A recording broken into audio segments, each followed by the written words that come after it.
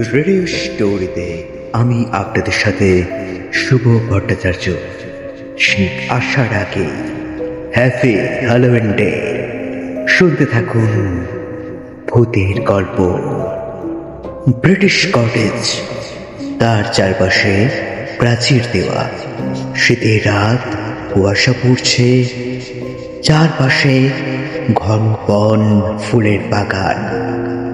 দূরে দেখা যাচ্ছে আলোয় আবৃত এক ব্রিটিশ কটেজ।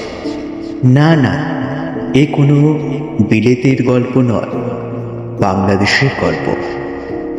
তার সামনে সাদা মতন ওটা কি?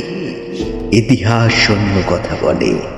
রাত্রে ওই সাদা মতন শুধু তুলে বেড়ায় কোন আত্মা। ব্রিটিশ কটেজের সম্পূর্ণ গল্প পেতে আপনারা ওয়েট করুন, আসছে।